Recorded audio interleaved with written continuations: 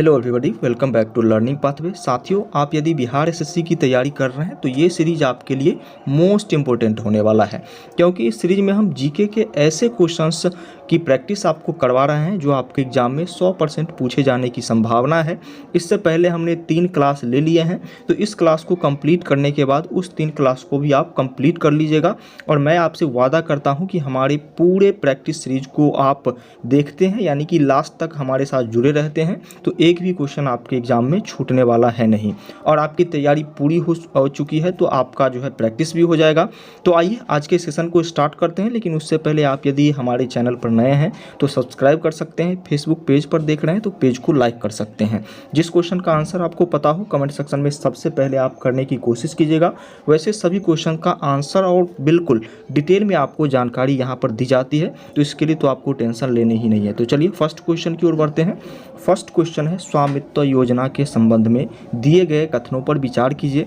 तो आइए एक एक कथन को देखते हैं और कौन सा कथन सही है, गलत है या फिर क्या है, उसके बारे में भी चर्चा करेंगे। तो इस योजना का उद्देश्य ग्रामीण भूमि अभिलेखों का अद्यतनीकरण यानी कि अपडेट करना, साथ ही साथ ग्रामीण परिवारों को अधिकारों का अभिलेखों प्रदान करना और संपत्ति पत्रकों कार्ड को जारी करना। ये बिल्कुल जो है स्वामित्व योजना का काम है और ये बिल्कुल सही जो है लाइन यहाँ पर है। दूसरा है, स्वामित्व पंचायती राज और ग्रामीण विकास मंत्रालय की एक केंद्रीय योजना है। जी बिल्कुल, ये भी बिल्कुल करेक्ट है। और आपको बता दें कि 4 वर्ष से ये योजना होती है। तीसरा कथन जो है, इस योजना को 6 साल यानी कि 2020 से 26 की अवधि में पूरे देश में लागू किया गया है। ऐसा बिल्कुल नहीं है, 2020 से 24, यहाँ पर जो है 26 नहीं 24 होना चाहिए था, तो ये जो है बिल्कुल गलत है। तो यहाँ पर 1 और 2 जो है ये दोनों लाइनें सही थी, तो आंसर आप केवल 1 और 2 कर देंगे, यानी कि ये आंसर आपका बिल्कुल करेक्ट हो जाएगा। जिन बच्चों ने आंसर किया होगा उनका आंसर बिल्कुल करेक्ट है। चलिए साथियों, नेक्स्ट क्वेश्चन है, दिल्ली में कुल कितनी विधानसभा सीटें हैं?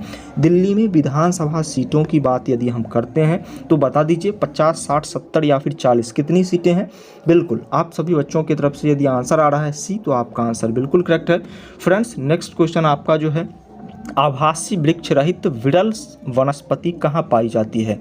आभासी वृक्ष रहित विरल वनस्पति कहाँ पाई जाती है? देखिए, उत्तरी ध्रुव पर जो है ना इस तरीके का वनस्पति पाया जाता है, क्योंकि वहाँ पर अधिकतर जो है बर्फबारी होती है। और ऐसे वनस्पति को हम टुंड्रा के नाम से जानते हैं। किस नाम से? टुंड्रा के नाम से जानते हैं। फ्रेंड्स, सी आंसर बिल्कुल करेक्ट होगा। आइए अगला नंबर क्वेश्चन है, भूमि कारक को अन्य रूप में जाना जाता है? भूमि के किस कारक को जो है अन्य रूप में भी जाना जाता है? मृदीय कारक को एक और अलग अलग नामों से जाना जाता है। जीवकीय कारक जी बिल्कुल, ये तो एक ही नाम से जाना जाता है, भू आकृति कारक और जलवायु कारक। तो मृदीय कारक को जो है अन्य नामों से जाना जाता है। तो यहाँ पर जो है आंसर आपका ए होना चाहिए। आइए 5वां नंबर क्वेश्चन है, मुद्रास्फीति की अवधि में सबसे अधिक फायदा किसका होता है? मुद्रास्फीति की अवधि में जो है कारपोरेट कर्मचारी को होता है फायदा, या फिर लेनदार को, उद्यमी को, या फिर सरकारी कर्मचारी को? सबसे ज़्यादा फायदा मुद्रास्फीति के पीरियड में किसको होगा? तो सबसे ज़्यादा उद्योगपति को होगा। सबसे ज़्यादा किसको होगा? मुद्रा जैसे ही गिरेगा तो रेट तो बढ़ेगा। तो सी आपका बिल्कुल करेक्ट आंसर होगा। आइए अगला क्वेश्चन है, निम्नलिखित में से कहाँ स्तूप नहीं है? 6ठे नंबर क्वेश्चन पर हम आ चुके हैं और स्तूप की चर्चा करेंगे। तो रांची में जो है स्तूप नहीं है। सांची की यदि हम बात करते हैं तो सांची में स्तूप है, अशोक के द्वारा जो है सांची का स्तूप बनाया गया था। उसके बाद जो है भरहूत जो है ये मध्य प्रदेश में है और यहाँ पर भी स्तूप है। सबसे प्राचीन स्तूप की यदि हम बात करते हैं तो वो धमेख में है। तो स्तूप कहाँ पर नहीं है? स्तूप यहाँ ए आपका बिल्कुल करेक्ट आंसर होगा। ए आंसर आप यदि कर रहे होंगे बिल्कुल अच्छी बातें हैं, ऐसे ही बिल्कुल आप जुड़े रहेंगे। निम्नलिखित में से कौन सी पुस्तक जवाहरलाल नेहरू ने नहीं लिखी है? जवाहरलाल नेहरू की कौन सी पुस्तक जो है इसमें से नहीं है? डिस्कवरी ऑफ इंडिया, ये तो जवाहरलाल नेहरू जी की पुस्तक है। माई एक्सपेरिमेंट विथ ट्रूथ, ये पुस्तक जो है ये ऑटोबायोग्राफी है गांधी जी का। तो ये बिल्कुल जो है आपका यहाँ पर बी आंसर होना चाहिए। इसके बाद ये दो जो आप देख रहे हैं, एन ऑटोबायोग्राफी और glimpse sage of world history, ये 2 पुस्तक भी किनकी है? नेहरू जी की है। साथ ही साथ डिस्कवरी ऑफ इंडिया, तो बी आंसर आपका बिल्कुल करेक्ट आंसर हो जाएगा। ये जो है गांधी जी की है। चलिए अगला है, लोकतांत्रिक केंद्रीकरण किसकी महत्वपूर्ण विशिष्टता है? लोकतांत्रिक लोकतांत्रिक केंद्रीकरण, लोकतांत्रिक केंद्रीकरण की यदि हम बात करते हैं तो इसमें जो है साम्यवादी राज्य का जो है सबसे बड़ा योगदान होता है। तो यहाँ पर साम्यवादी राज्य यानी कि ए आंसर बिल्कुल करेक्ट होगा। चलिए नेक्स्ट क्वेश्चन क्या है। नेक्स्ट क्वेश्चन आपके सामने जो है, भारत के संविधान में भारत को किस रूप में वर्णित किया गया है।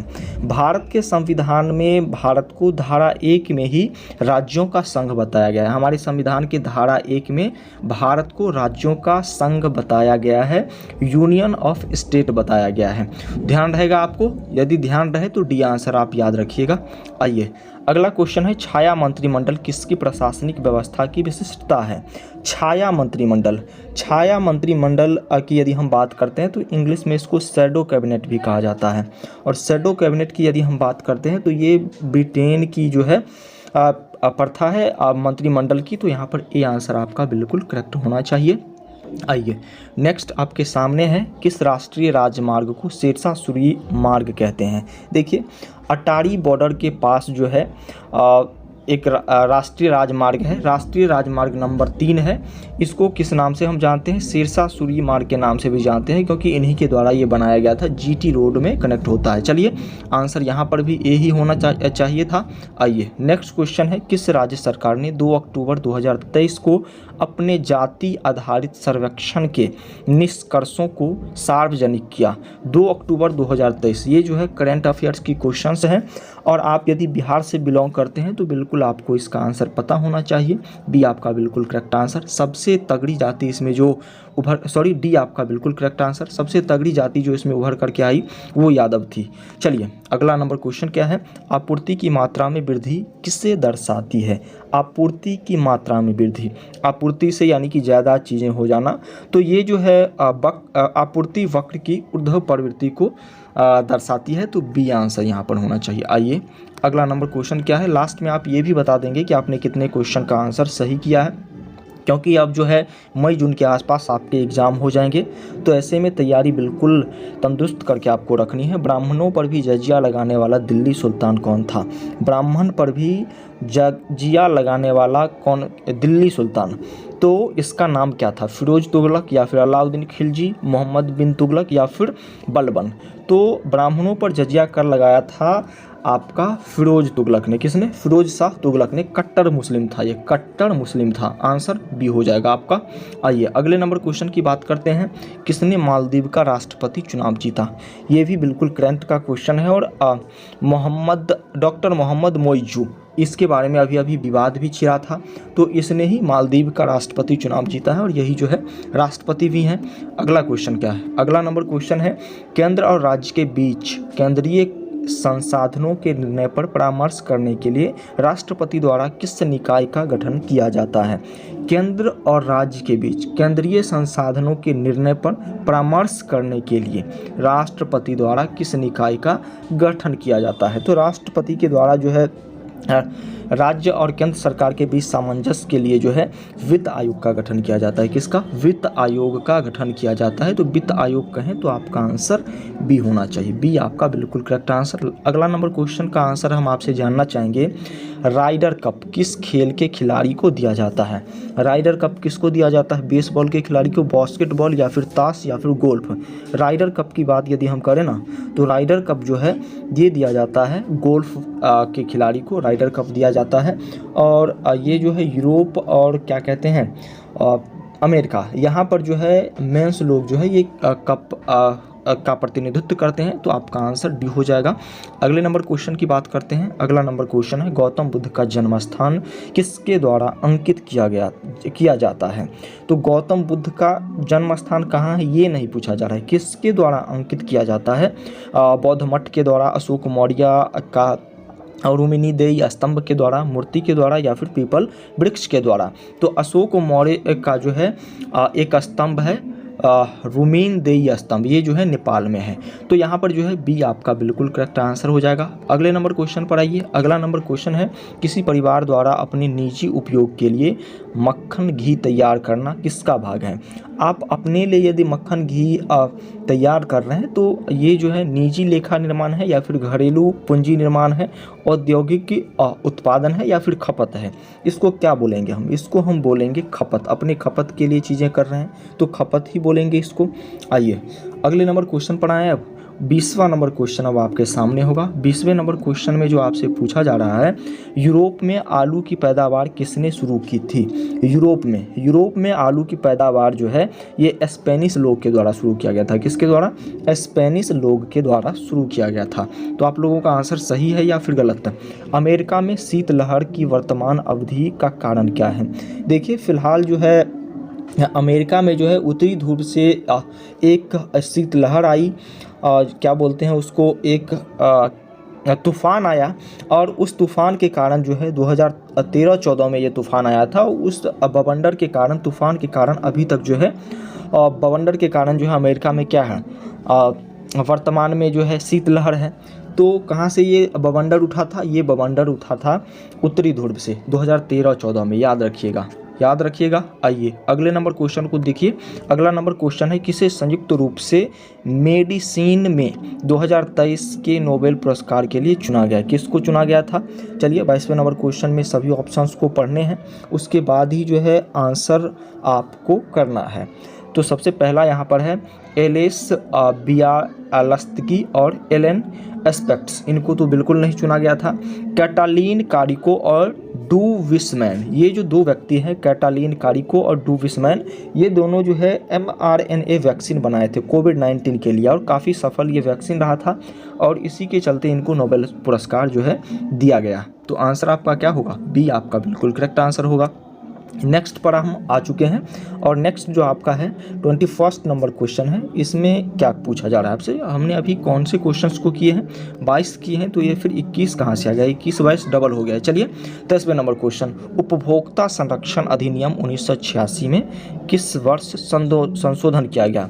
उपभोक्ता संरक्षण अधिनियम जो है ये 1986 में किस वर्ष संशोधन किया गया? तो ये जो है किस वर्ष संशोधन किया गया था? उपभोक्ता संरक्षण अधिनियम 1991 में। आंसर क्या होगा? डी आपका बिल्कुल करेक्ट आंसर हो जाएगा। अगले नंबर क्वेश्चन पर आप आइए। अगला नंबर क्वेश्चन क्या है उसको भी एक बार देखने, सीखने और समझने की आप सभी बच्चे कोशिश कीजिएगा। चलिए 24वां नंबर क्वेश्चन अब आपके सामने है और इस क्वेश्चन में आपसे पूछा जा रहा है, कंप्यूटर में द्वितीयक संग्रहण सिस्टम के रूप में निम्नलिखित में से किसका उपयोग किया जाता है? दूसरे विकल्प के तौर पर, ऑप्शन के तौर पर, जब आप स्टोरेज के लिए जो सिस्टम रखते हैं उस सिस्टम का क्या नाम है? उस सिस्टम को हम क्या बोलते हैं? सेकेंडरी स्टोरेज बोलते हैं और ये जो है इसको हम फ्लॉपी के नाम से जानते हैं। किसके नाम से? फ्लॉपी के नाम से जानते हैं। चलिए 25वां नंबर क्वेश्चन है, निम्नलिखित में से कौन आज़ाद हिंद फौज का संस्थापक है? आज़ाद हिंद फौज की स्थापना सुभाष चंद्र बोस के द्वारा 1943 में यानी कि 1943 में की गई थी। तो सुभाष चंद्र बोस ही आंसर होना चाहिए। नेक्स्ट है धूम्र रहित तंबाकू के उत्पादन, विपणन, भंडारण, विज्ञापन और उपभोग पर कहाँ रोक लगी? देखिए धूम्र रहित यानी कि नशा वाला जो तंबाकू होता है जिसमें निकोटीन पाया जाता है, इस पर रोक कहाँ लगाया गया था? तो इस पर असम राज्य जो है ये पहला राज्य है जिन्होंने फरवरी 2014 में इस पर रोक लगाया था। तो आंसर आपका जो हो जाएगा असम, आप देख लेंगे असम वाले ऑप्शन को आप टिक कर देंगे। नेक्स्ट आपका क्या है? नेक्स्ट क्वेश्चन आपका जो है, राज्य सरकार के संबंध में स्थानीय सरकार किसका प्रयोग करती है? राज्य सरकार के संबंध में स्थानीय सरकार किसका प्रयोग करती है? समकक्ष प्राधिकार का या फिर प्रत्यायोजित प्राधिकार का, उच्च प्राधिकार का या फिर स्वतंत्र प्राधिकार का? तो आपको बता दें कि राज्य सरकार के संबंध में स्थानीय सरकार जो है प्रयोग करती है प्रत्यायोजित अधिकार का। तो यहाँ पर बी आपका बिल्कुल करेक्ट आंसर होगा। नेक्स्ट क्वेश्चन देख लीजिए और इसके बाद कुछ और भी जानकारी हम आपको देंगे। भारतीय अशांति का जनक किसे समझा जाता है? भारतीय अशांति का जनक बाल गंगाधर तिलक को अंग्रेजों द्वारा कहा गया था, ये हम नहीं बोल रहे हैं। तो भारतीय अशांति का जनक जो है बाल गंगाधर तिलक, ये जो है गरम दल के नेता थे लाल बाल पाल। ए ऑप्शन आपका बिल्कुल करेक्ट होगा। चलिए नेक्स्ट क्वेश्चन आप देख लीजिए, इसका आंसर कीजिए, तब तक हम आपको और भी जानकारी दे दें। तो ऑब्सिडियन, एंडेसाइट, ग्रेबो और पैरोडाइट क्या है, ये तीनों क्या है ये आप बताएंगे। तब तक हम आपको बता दें कि आप यदि हमारे ग्रुप से जुड़ना चाहते हैं व्हाट्सएप ग्रुप से, तो 6204163139 ये हमारा नंबर है, इस पर आप हाई लिखेंगे और यहाँ से आपको जोड़ दिया जाएगा। तो चलिए, जहाँ से आपको और भी बहुत सारी जानकारियाँ मिलेगी, जो भी इंफॉर्मेटिव चीज़ें होगी वो आपको जल्द से जल्द दी जाएगी। तो चलिए यहाँ पर इस क्वेश्चन का आंसर हम कर लेते हैं। इस क्वेश्चन का आंसर जो हो जाएगा आग्नेय चट्टान हो जाएगा। क्या हो जाएगा? आग्नेय चट्टान हो जाएगा। अगला क्वेश्चन क्या है? 30वां नंबर क्वेश्चन है, जहाँ कानून नहीं वहाँ स्वतंत्रता नहीं, यह किसने कहा था? कार्ल मार्क्स ने, प्लेटो ने, या फिर मैकियावेली ने, या फिर जॉन लॉक ने? जहाँ कानून नहीं वहाँ स्वतंत्रता नहीं, ये बातें किनके द्वारा कही गई थी? ये कही गई थी जॉन लॉक के द्वारा, जॉन लॉक के द्वारा कही गई थी। और ये जो है स्कॉटलैंड के थे। कहाँ के? स्कॉटलैंड के थे। तो यहाँ पर डी आपका बिल्कुल करेक्ट आंसर होगा। आइए अगला नंबर क्वेश्चन क्या है? सूची 1 का मिलान सूची 2 से करें और सूचियाँ के नीचे दिए गए कोटों यानी कि कोड का प्रयोग करके सही उत्तर चुनें। तो आइए एक एक चीज़ को हम यहाँ पर देखने की कोशिश करेंगे। सूची 1 ये आपका हो गया, सूची 2 जो है इधर आपका हो गया। और सीधे तौर पर समझिए कि इसका जो है मिलान करना है। इसका क्या करना है? मिलान करना है। तो सबसे पहले यहाँ पर है कलरीपायट्टू। कलरीपायट्टू जो है ये केरल में है। कहाँ पर है? कलरीपायट्टू जो है ये केरल का क्या है भाई साहब?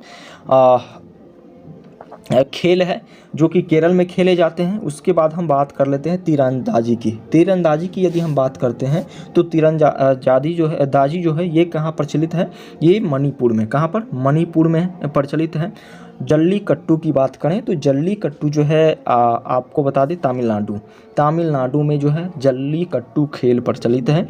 उसके बाद यहाँ पर लास्ट आपका बच गया है क्या? लास्ट आपका जो है बच गया है मलखम्ब की यदि हम बात करते हैं तो मलखम्ब जो है यहाँ पर देख लीजिए मध्य प्रदेश का हो जाएगा।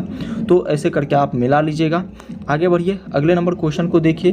भारतीय दंड संहिता IPC की कौन सी धारा समलैंगिक, लंप्ड, गे, उभय लैंगिक और परालैंगिक LGBT समुदाय से संबंधित है? कौन सा ऐसा दंड संहिता है IPC की जो इन सभी चीज़ों से संबंधित है?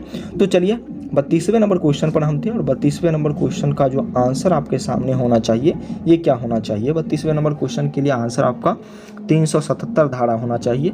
ये आपका बिल्कुल करेक्ट आंसर होगा, जिसके तहत आप जो है अलग अलग लिंग के लोगों पर कुछ अलग तरीके का चीज़ नहीं कर सकते हैं। तो चलिए निम्नलिखित में से क्या हम भारत के लोग इस वाक्य से शुरू होता है? इस वाक्य से क्या शुरू होता है? हम भारत के लोग। आप जब बचपन में बुक पढ़ते होंगे तो प्रस्तावना जो है आपके बुक के पहले पृष्ठ पर ही रहता है। हम भारत के लोग, भारत को एक संपूर्ण प्रभुत्व संपन्न समाजवादी पंथ निरपेक्ष, आगे जो भी हो तो पूरा पढ़ेंगे, टाइम लगेगा। तो चलिए 33वें नंबर क्वेश्चन की यदि हम बात करते हैं तो ये भारत के संविधान से संबंधित है। किससे? भारत के संविधान से संबंधित है। भारत के संविधान की प्रस्तावना है। तो सी आंसर यहाँ पर हो जाएगा। चलिए, भारत की स्वतंत्रता की घोषणा इससे नहीं हुई थी। चलिए अगले नंबर क्वेश्चन पर आइए।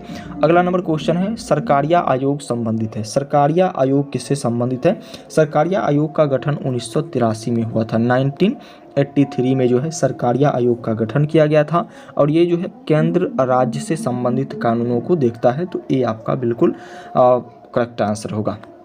35वां नंबर क्वेश्चन है बिहार राज्य में फिल्म की दुनिया की शुरुआत करने का श्रेय किसे दिया जाता है?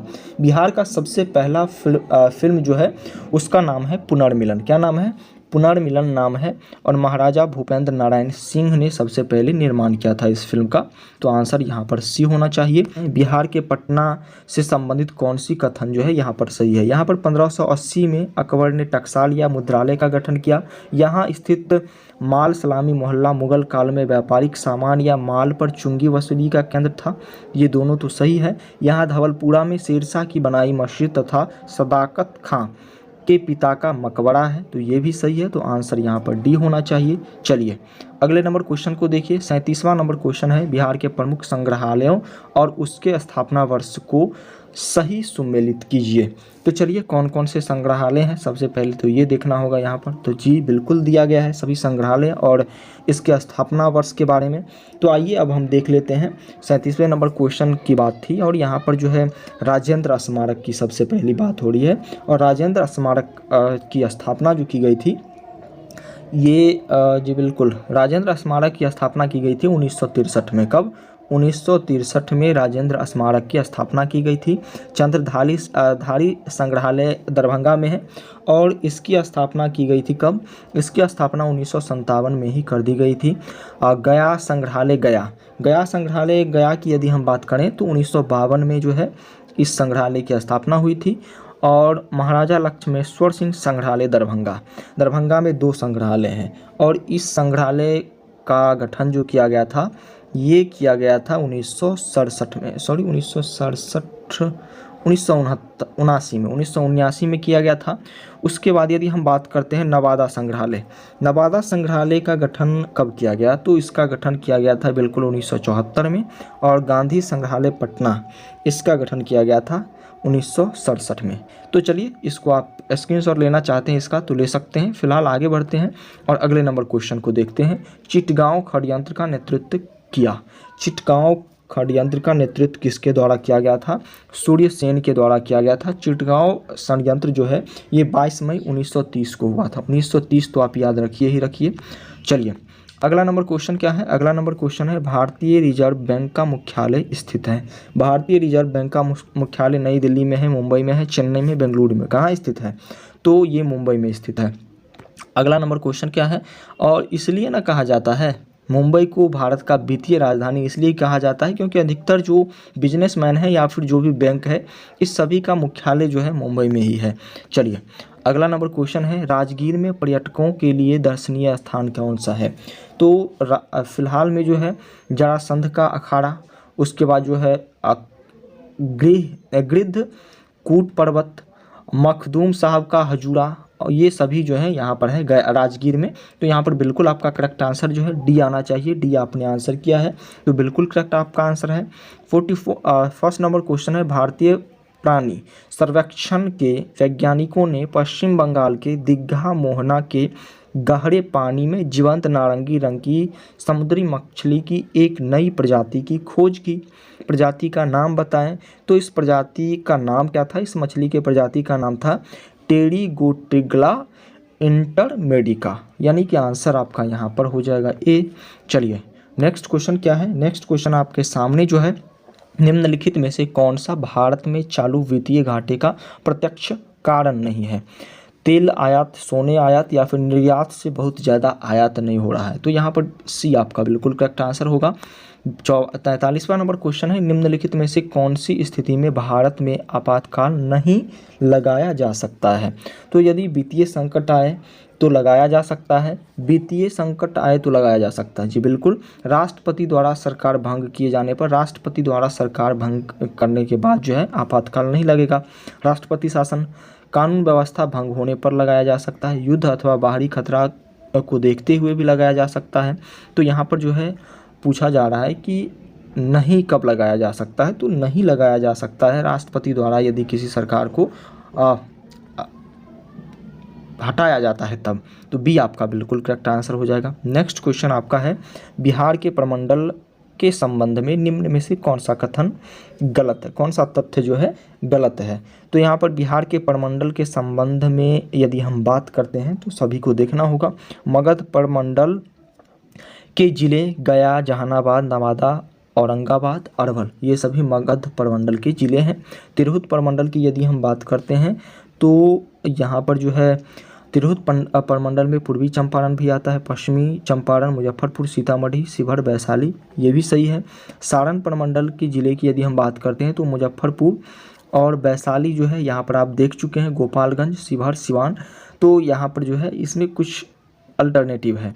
पूर्णिया प्रमंडल की बात करते हैं तो अररिया, किशनगंज, कटिहार और पूर्णिया, ये सभी ज़िले हैं। तो यहाँ पर बिल्कुल जो है आपका सी वाला ऑप्शन जो है ये बिल्कुल गलत लग रहा है। साथ ही साथ आप ये बता देंगे कि बिहार में कितने प्रमंडल है। ये क्वेश्चन हम आपके लिए छोड़े जाते हैं। फिलहाल नेक्स्ट क्वेश्चन आपका है, संविधान का आधारमूल ढांचा परिभाषित है। संविधान का आधारमूल ढांचा जो है ये संसद के द्वारा परिभाषित किया गया है। तो बी आंसर आपका बिल्कुल करेक्ट होना चाहिए। अब आइए अगले नंबर क्वेश्चन को देखेंगे। तो संविधान का आधारमूल ढांचा, जी बिल्कुल, इस क्वेश्चन को तो आपने देखा। मौलिक अधिकारों के उल्लंघन के किसी मामले की सुनवाई की जा सकती है। कहाँ पर जो है मौलिक अधिकार के उल्लंघन के किसी भी मामले की सुनवाई की जा सकती है?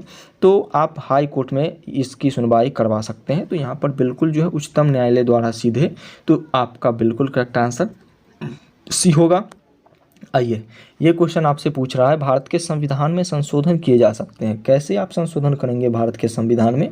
तो भारत के संविधान में आप संशोधन कब कर सकते हैं या फिर किसके द्वारा किया जा सकता है, ये पूछा जा रहा है ना। उच्चतम न्यायालय के द्वारा, जी बिल्कुल किए जा सकते हैं। उच्चतम न्यायालय के द्वारा, राष्ट्रपति के द्वारा। सबसे पहले आपको संसद में सारी चीज़ें पास करनी होगी। तो यहाँ पर सी आपका बिल्कुल करेक्ट आंसर हो जाएगा। सरकार, न कि राष्ट्रपति, न कि उच्चतम न्यायालय, सरकार के दोनों सदनों में, राज्यसभा और लोकसभा में पास होता है, तभी जाकर के इसमें संशोधन किए जाते हैं। तो आंसर आपका सी होगा। अगला क्वेश्चन जो है, विश्व का सबसे ऊंचा जलप्रपात कौन सा है? विश्व के सबसे ऊंचे जलप्रपात की बात करेंगे तो ये जो है कौन सा जलप्रपात है, बताएंगे? 48 नंबर क्वेश्चन का आंसर नियाग्रा जलप्रपात, या फिर बोयोमार जलप्रपात, या फिर साल्टो एंजेल जलप्रपात। साल्टो एंजेल जलप्रपात ये कहाँ पर है? ये वेनेजुएला में है और ये सबसे ऊंचा जलप्रपात है। तो सी आंसर होना चाहिए। कहाँ है? वेनेजुएला में है, ये भी आपको याद रखना होगा। चलिए 49 नंबर क्वेश्चन है, राज्य की नीति के निर्देशात्मक सिद्धांत है। राज्य के नीति के निर्देशात्मक सिद्धांत कौन से हैं? तो ये सिद्धांत है कानून द्वारा लागू किए जाने योग्य। तो कानून द्वारा लागू किए जाने योग्य, यानी कि ये आंसर आपका होना चाहिए। आइए अगले नंबर क्वेश्चन की बात करते हैं और ये लास्ट क्वेश्चन आपका है, विश्व रेसलिंग चैंपियनशिप 2023 में भारत की किस रेसलर ने कांस्य पदक जीता? विश्व रेसलिंग चैंपियनशिप 2023 में भारत की किस रेसलर ने कांस्य पदक जीता था? तो चलिए फटाफट से आंसर कर सकते हैं आप इस क्वेश्चन का। विनेश फोगाट, मीनू कुमारी, अंतिम पंगाल, या फिर प्रिया भानोट। तो ये क्वेश्चन हम आपके लिए छोड़े जाते हैं। तब तक और भी चीज़ें पर चर्चा कर लेते हैं। इस क्वेश्चन का आंसर आप कमेंट सेक्शन में कीजिएगा और आप यदि नहीं कर पाते हैं तो अगले सेशन में उस पर हम चर्चा कर लेंगे। तो आप यदि हमारी व्हाट्सएप ग्रुप से जुड़ना चाहते हैं तो इस नंबर पर आप लिख करके भेजेंगे, यहाँ से आपको जोड़ दिया जाएगा। इसके बाद जो है आपको यदि क्लास अच्छा लगा तो आप हमें फॉलो कर सकते हैं फेसबुक पर या फिर यूट्यूब पर। भी हमें सब्सक्राइब करके आगे की क्लास जो है ये आसानी से आपको मिल जाएगी। ये सारी चीज़ें आप कर लेंगे। तो आज के लिए इतना ही, मिलते हैं फिर नेक्स्ट क्लास में। तब तक के लिए thank you, bye bye, take care.